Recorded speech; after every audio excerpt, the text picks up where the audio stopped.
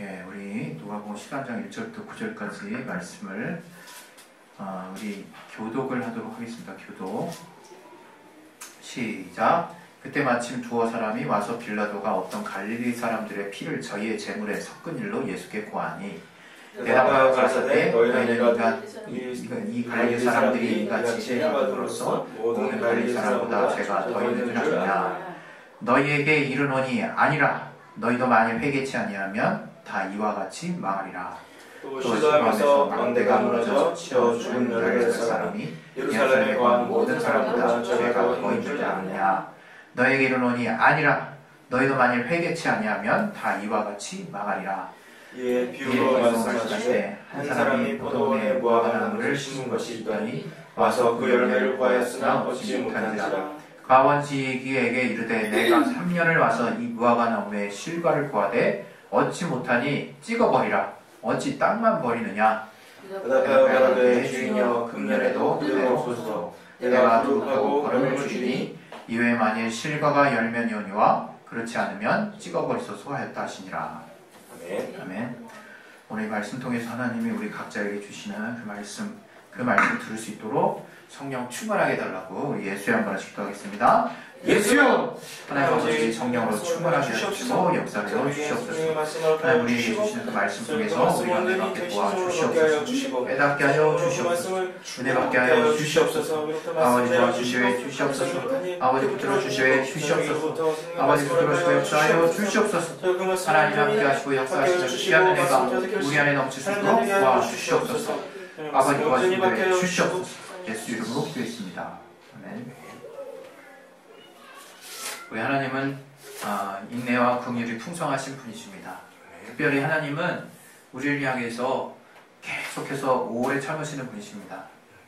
우리가 성경을 통해서 아주 쉽게 또 알아보는 또 내용들이 하나님이 얼마나 오래 참으시는가 하는 것들이 성경에 곳곳에 잘 나와 있습니다. 대표적으로 우리가 구약 성경을 읽다 보면 이스라엘이 남의 이야기처럼 들려요. 사실 이스라엘이 하나님 앞에 너무 불순종하거든요. 그러니까 이건 도가 지나쳤다 싶은 생각까지 드는 거죠. 그러면서 우리는 어떻게 그 구약을 읽는다 하면 이스라엘은 우리와 상관없는 정말 이 사람들은 하나님 앞에 정말 범죄해서 하나님의 징계를 받을 수밖에 없는, 진짜 하나님이 끝까지 그냥 생각을 붙들지 않으셨으면 그냥 잔멸할 수 있는, 그냥 이 민족이 아예 사라질 수 있는 정말 그러한 어떤 죄가 있는 존재들이구나, 이렇게 정리할 수 있지가 않을까 싶어요. 왜냐하면 이 성경에 문자적으로 나온 걸 보면, 이 율법을 보면 하나님이 뭘 싫어하시고 뭘 좋아하시는 게 그냥 선명하게 나와 있거든요.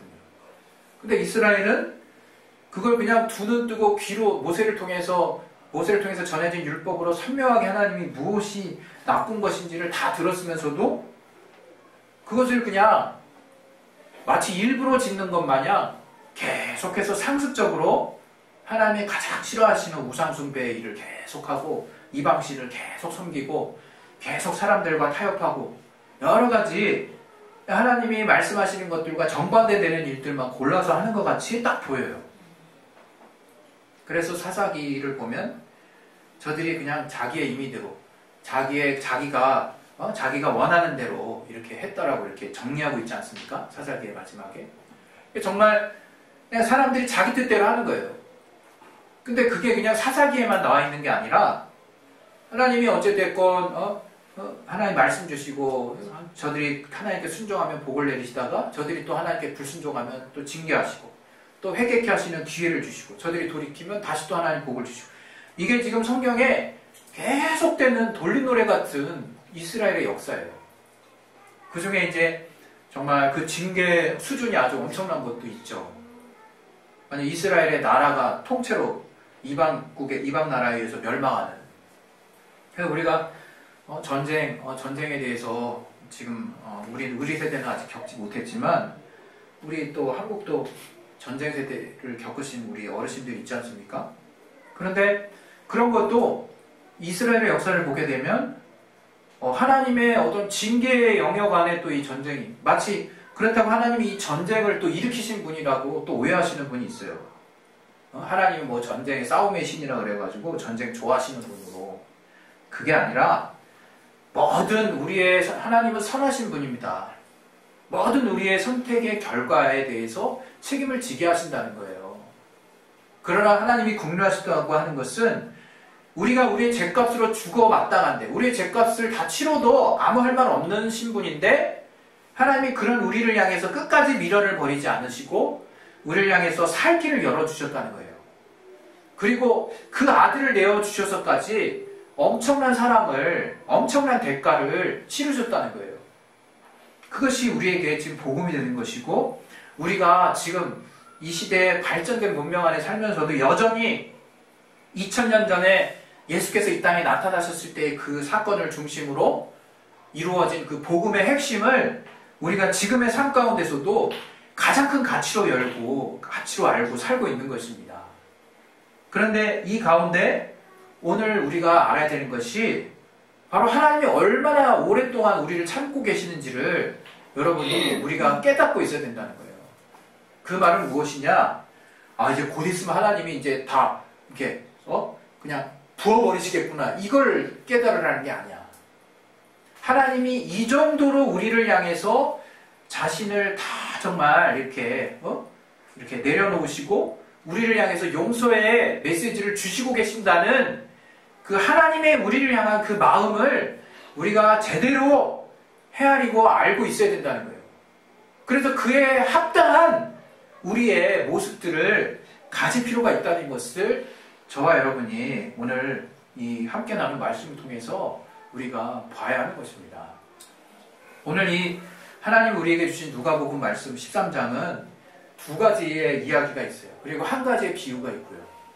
그 두 가지의 이야기는 뭐냐? 바로 실제로 일어난 일이거든요. 이 빌라도가 당시에 이 갈릴리 사람들을 학살한 사건이 일어났어요. 이것을 이제 일부 신학자들은 사도행전 5장 37절에 있는 갈릴리의 일로 많은 사람이 모였다 갑자기 흩어진, 그래서 하나님이 모으시지 않으면 이건 절대 모일 수 없다라는 어떤 의미로 이렇게 바울이 군중을 막 이렇게 모으게 해가지고 또 베드로와 요한이 이렇게 많은 군중들이 함께하는 것들을 하나님의 역사로 봐서 저들이 하나님에게서 주어진 권한이 아니면 알아서 흩어질 거다라고 진정하는 장면에서 이 갈릴리 사람의 일이라고 하는 부분들이 나오거든요. 정확히 뭘 의미하는지는 확실치는 않습니다. 그러나 어찌됐건 이 당시에 분명한 역사적인 사건으로 우리가 받아들여야 될 것은, 이 당시에 실제로 이 빌라도라든가 이 로마의 압정하에서 이 총독들이 이 유대 사람들을 엄청나게 많이 학살을 했다는 거죠. 그래서 기록에는 한 번에 2만 명을 죽인 사건도 있대요. 그리고 지금 이 사건도 지금 이제 유대인들이 아주 마음에 격분하는 마음, 그리고 무언가 또 두렵고 떨리는 마음, 또는 저들이 마땅히 왜 이런 결과를 가져갔을까 하는 것에 대해서 나름대로 생각하는 생각을 가지고 예수님께 다가온 거예요. 뭐냐? 그 생각인 즉슨 뭐냐?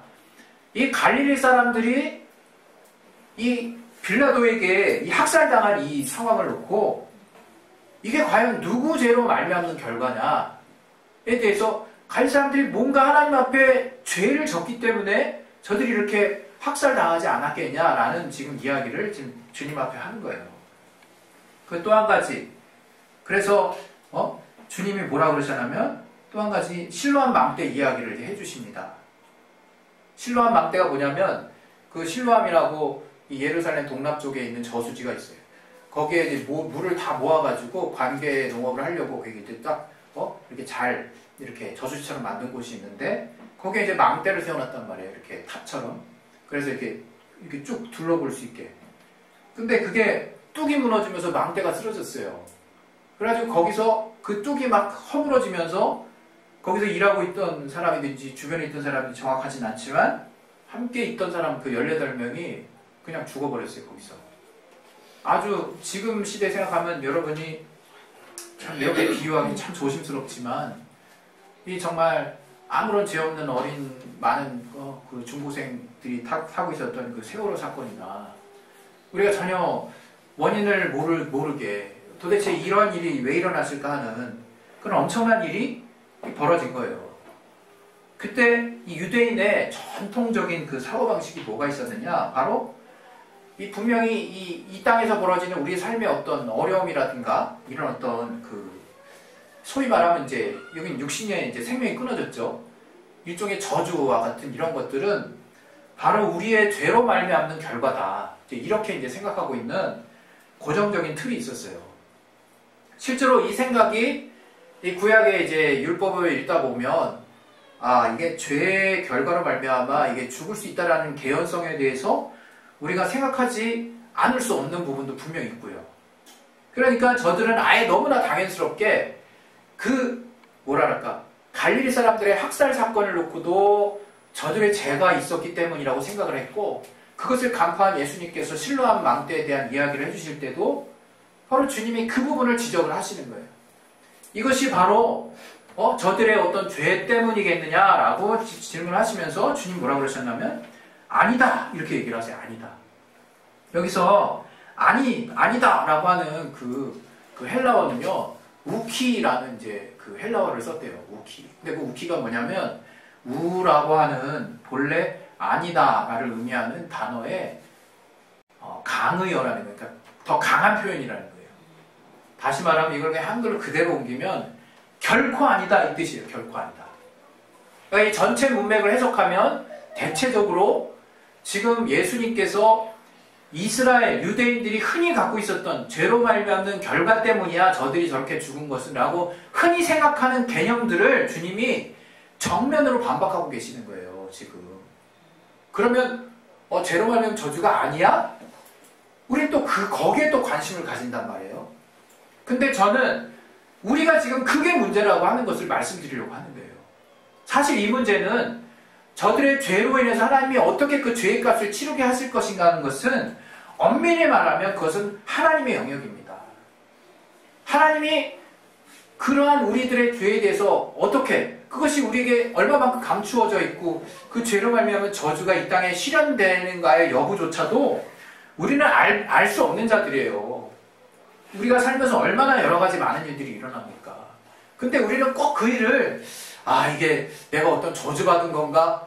또는 뭔가 정말 왕창 눌려가지고 뭔가 하나님이 나에게 저주를 내셨구나 하는 이렇게 확 눌리는 코드로 접수하지 않거나 또는 정반대 뭐 이렇게 된 저렇게 된 나는 뭐 하나님의 자녀인데 뭐 이게 뭐 나랑 구체적인 상관이 있겠어? 내가 회개하면 되는 거지. 너는 떳떳하거나 이렇게 전혀 하나님의 사정, 하나님에게는 관심이 없고 마치 하나님이 나한테 어떤 처분을 가했느냐 하는 부분에만 그냥 항상 늘 관심을 갖는 것 같아요. 지금 이게 문제라는 겁니다. 이게. 주님은 이러한 사례에 대해서 뭐라고 지금 답변하시냐면 너희가 너의 문제로 여기고 너의 상황을, 너의 삶을 하나님께 돌아보고 시급히 지금 회개할 것들에 대해서 회개하지 않으면 너도 이와 같이 망하지 말라는 법은 없다라고 지금 말씀하시는 거예요. 다시 말하면 그럼 결국 그 죄로 말미암은 저주가 있다는 말인가? 우린 거기에 항상 쏠려 있다 이거예요. 지금 주님은 그 말을 하고 계신 게 아니라는 거예요.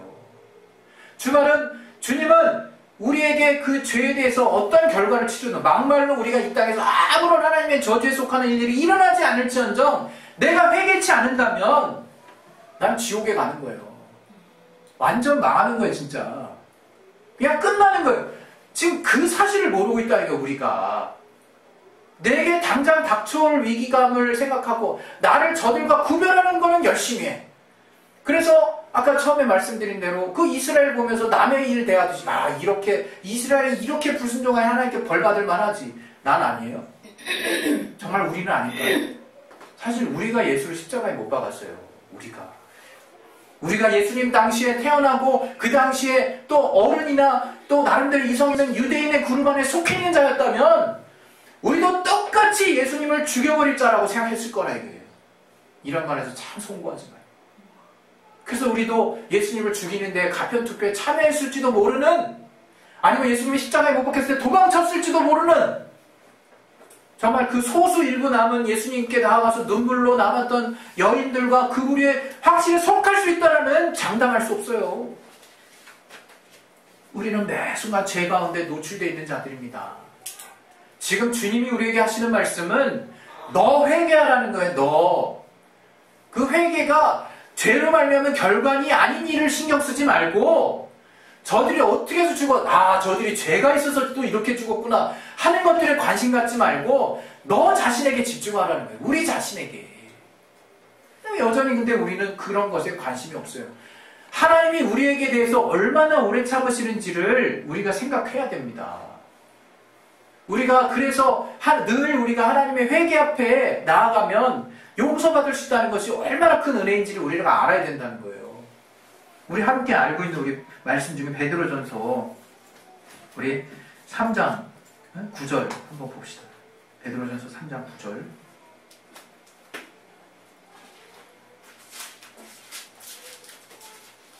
베드로전서 3장 9절. 우리 찾으셨으면 같이 한번 우리 읽겠습니다. 시작. 주의 약속은 어떤 이에, 자, 다시 한번 시작. 주의 약속은 어떤 이에 더디다고 생각하는 것 같이 더딘 것이 아니라 오직 너희를 대하여 오래 참으사 아무도 멸망치 않고 다 회개하기에 이르기를 원하시느니라. 예. 하나님이 이런 분이라는 거예요. 하나님이 우리로 하여금 회개하게 이르신다는 거예요. 이스라엘이 실수했던 것, 이스라엘이 실패했던 것은 무엇이냐? 바로 성전 불패에 표면적이고 외적인 나와 상관없는 무언가 외형적인 무언가 다른 것에 신앙의 중심을 두었기 때문이에요. 아무리 이스라엘의 성전이 함께 있어도 하나님이 그곳에 함께 하시겠다고 약속을 하셔도 하나님은 옮겨가실 수 있는 분이십니다. 우리의 중심이 하나님의 뜻에 벗어나서 하나님과 상관없는 짓을 하고 하나님과 상관없는 일에 관심을 가지고 하나님과 상관없는 삶을 살고 있다면, 그리고 또 그 삶에 돌이키고자 하는 마음이 없이 계속된 그러한 삶을 연장하고 있다면 하나님은 징계를 하실 수 있는 거예요.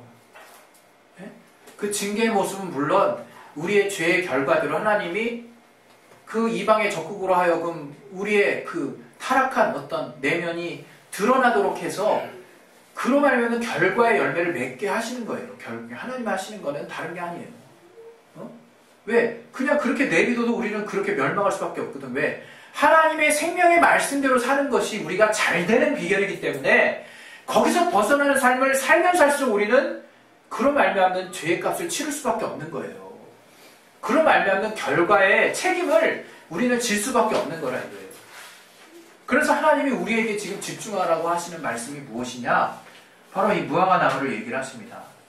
네? 포도원에 무화과 나무를 하나님이 심은 것이 있는데 그 열매를 구했는데 얻지 못했어요. 근데 무화과 나무를 3년 동안이나 열매를 구했지만 얻지 못했다고 해요. 소위 말하면 우리가 3년 정도, 3년은 뭐 이렇게 생각할 수 있죠. 한번 심어보세요. 나무. 당장에 대추나무, 우리 요 밭에 있는 대추나무 1년 동안 열매 안 맺으니까 그냥 베어버리고 싶더라고요. 뻔한 거 아니에요. 오랜 1년의 기간 동안 이파리도 나고 했는데 열매가 딱 안 열렸어. 그러면 이건 그냥 답 나오는 거예요. 그냥 베버려야 되겠다고 딱 결과치가 딱 나오는 거예요. 근데 여기 어떻게 나왔습니까? 3년을 기다렸다는 거예요. 3년. 그러니까 우리의 이성적인 생각으로는 그냥 농사 해보신 분들은 흔히 알아요. 그냥 딱 1년 해보고 이거 그럼 이 땅 벌써 뭔가를 바꿔야 돼. 뭔가를 개선을 필요로 해야 돼. 뭔가 바꿔야 돼. 땅에 또 지력을 향상시키든지 품종을 개량하든지 아니면 딴 데다 팔아버리고 다른 땅에다가 심든지 그게 가장 합리적인 거거든요. 근데 주님이 손해볼 뻔히 알면서 3년 동안이나 계속 기다리셔. 근데 여기서 하나님이 뭔가를 하시려고 하는데 또 중보자가 있네. 중보자. 과언지기가 한 번만 더 하자고 계속 그 주님을 설득합니다. 그 주인을. 마치 이것이 또 이게 적절할 수는 없을 수 있지만 아브라함이 하나님 앞에서 계속 우리를 향해서 중보하고 모세가 그 타락한 이스라엘 백성들을 놓고 하나님 앞에 중보하고 또 예수께서 우리를 놓고 그 보혈의 공로를 흘려가시면서 완전한 하나님과의 담을 허물어버리신 그 사건이 생각난다 이거예요. 하나님이 그래서 계속해서 우리를 향해서 그 보혈로 인해서 용서해 주시고 하나님은 또 예수님은 우리를 향해서 계속해서 그 피의 공로의 효력을 미칠 수 있도록 해주시고 그렇게 해서 결과적으로 한 분 하나님, 삼위 하나님은 우리를 향해서 계속 끝없는 인내를 해주시는 그러한 삶을 우리가 이 땅의 신앙생활 가운데 보는 거예요. 하나님이 얼마나 우리 가운데 참으시는지를 우리가 신앙생활에 체험해야 된다 이거예요. 우리가 그것을 체험해야 우리의 신앙에 발전이 있습니다. 발전이. 그냥 아유 뭐 이렇게 참아도 하나님은 신이시니까 하나님 또 다 용서의 보혈이 있고 공로가 있으니까 알아서 용서해 주시겠지. 아유 내가 정말 잘못했네. 그러나 하나님 뭐 자동으로 이런 모든 게 나를 다 해결해 주잖아. 그런 게 아니라니까. 하나님도 고민하시고 또 배버릴 때를 아시고 그런 하나님도 1년을 마치 계속해서 연장해 주시는 것처럼 이렇게 계속 인내의 시기를 계속 연장해 주시는 분이라 이거예요. 우리 안에 보혈을 보시고 그게 마치 이 베드로전서 같이 아까 읽은 것처럼 언제 그때가 딱 그냥 닫혀질지 몰라요. 그것은 하나님이 매몰차신 게 아니에요. 지금 한 명이라도 더 구원을 얻기 위해서 얼마나 많은 시간을 인내하고 계시는지를 우리가 알아야 된다는 거예요. 우리가. 그래서 이 무화과 나무 열매에서 하나님이 우리에게 지금 알게 하신 것은 하나님이 이토록 오래 참으시고 회개하기를 그토록 바라신다라고 하는 그 사인이에요. 하나님이 이렇게 여러 가지의 다양한 수많은 기회를 주시면서 계속 두드리고 있을 그때에 회개하라는 거예요. 이것은 불신자가 하나님께 들어오는 첫 회개에 대한 말씀이 될 수도 있지만 또 이제 우리가 주님 안에 들어간 자들이 매 순간의 삶 가운데 하나님을 불순종하고 우리 뜻대로 살려고 하는 그 우리의 정욕대로 사는 그 우리 안에 있는 여전히 정말 아직 굴복되지 못한 우리의 자아를 매 순간 깨달을 때마다 시급하게 회개해야 되는 그 필요성을 하나님이 우리에게 말씀해 주는 것입니다. 여러분 신앙생활 할 때 저는 복잡하게 신앙생활 하지 마셨으면 좋겠어요. 여러분이 그냥 아주 아주 좀 간편하게 좀 뭐랄까 단순하게 생각했으면 좋겠어요. 내가 하나님의 뜻대로 하고 있지 않으면 여기서 자꾸 꼼수를 내거나 그것을 우회한 다른 길을 생각하지 마시고 그냥 그 순간 그 자리에서 돌이키세요. 그리고 곧바로 하나님이 원하시는 뜻에 나의 의지를 쓸 수 있도록 그것을 놓고 몸부림치시고 그것이 안 되면 그렇게 될 수 있도록 하나님께 기도를 하시라 이거예요.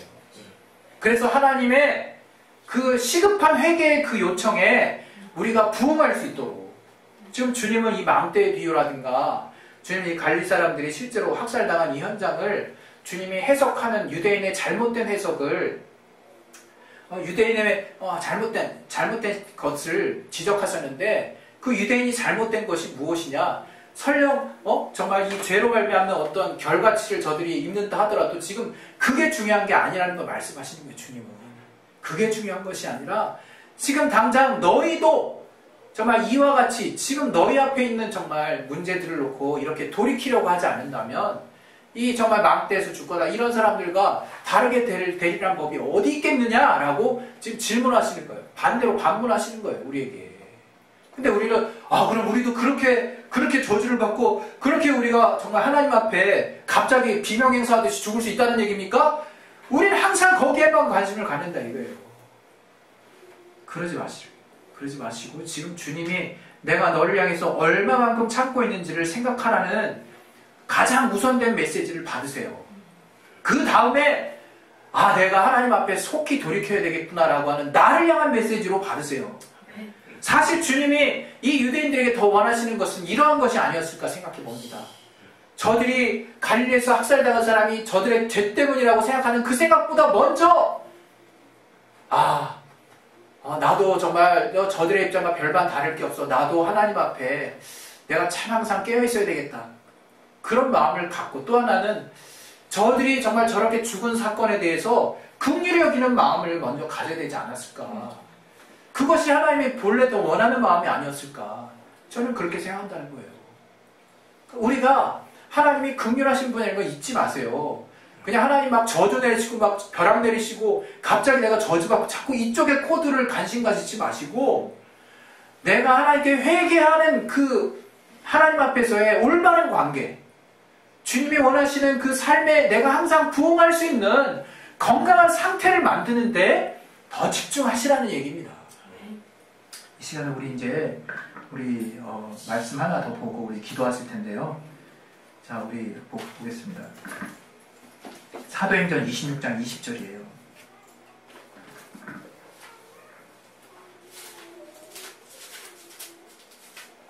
사도행전 26장 20절 같이 한번 찾으셨으면 우리 같이 한번 읽겠습니다. 시작. 먼저 다메섹에와 또 예루살렘에 있는 사람과 유대 온 땅과 이방인에게까지 회개하고 하나님께로 돌아가서 회개에 합당한 일을 행하라. 선전하므로. 자, 여기 보시면 회개하고 하나님께로 돌아가서 회개에 합당한 일을 행하라, 이런 말씀을 하고 있어요. 그러니까 회개와 회개에 합당한 일이 이제 나눠져 있죠.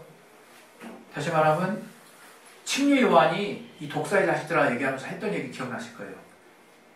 돌들로도 떡덩이 되게 하는데, 돌들로도 하나님 찬양할 수 있게 하실 뿐만 아니라 돌들로도 떡덩이가 되게 하신다 그랬어요. 다시 말하면 하나님이 하시고자 하시면 안 될 게 없다는 거예요. 저들이 스스로 의롭다 여겼던 저 이스라엘 그 바리새인들 향해서 침례 요한이 뭐라 그랬냐면 회개에 합당한 열매를 맺으라 그랬어요. 그게 중요한 것입니다, 여러분. 바로 이 무화과나무의 열매라고 하는 것은 바로 회개를 말하는 거예요. 회개. 또 그에 합당한 열매를 말하는 거예요. 자꾸 무화과의 열매하니까 우리는 딱 공식적으로 무슨 전도, 영혼 딱 얼마나 정말 단순한 생각만 하고 있는지 몰라요. 그것도 물론 하나가 될 수 있겠지. 그러나 주님이 원하시는 건 뭐냐면 하나님의 뜻대로 사는 그 회개했다면 그 하나님의 뜻 안에 들어가서 그 뜻과 부합되는 삶의 열매를 보여달라는 거예요. 우리로 하여금. 그렇기 때문에 우리가 지금의 정말 여러 가지 경향 속에서도 하나님의 가치대로 내가 어떻게 살고 있느냐가 내 회개의 열매가 되는 것입니다. 왜 그것들을 모르고 자꾸 딴 생각도 하는지 모르겠어요. 우리 시간에 기도하실 때 정말 하나님이 우리로 하여금 이제 회개하기를 원하시고 끝까지 참으시고 인내하시고 우리를 끝까지 긍휼히 여기시는 그 은혜를 생각하셔서 우리로 또 시급한 회개가 무엇인지를 깨닫게 하시고 남의 일 돌아볼 것이 아니라 그를 먼저 더 정말 위로하고 또 그가 당한 일에 대해서 함께 또 마음 아파하며 또 이것이 또 내 안에 또 하나님 앞에 또 돌이킬 일이 무엇인지를 돌이키고 주님 앞에서 그의 합당한 열매를 맺음으로 하나님이 또 우리를 자녀 삼으시고 기뻐하실 만한 일들이 우리 안에서 계속해서 주님과의 관계 가운데 풍성하게 일어날 수 있도록 도와달라고 우리 시간에 예수여 한번 하시고 기도하겠습니다. 예수여! 하나님 주시옵소서.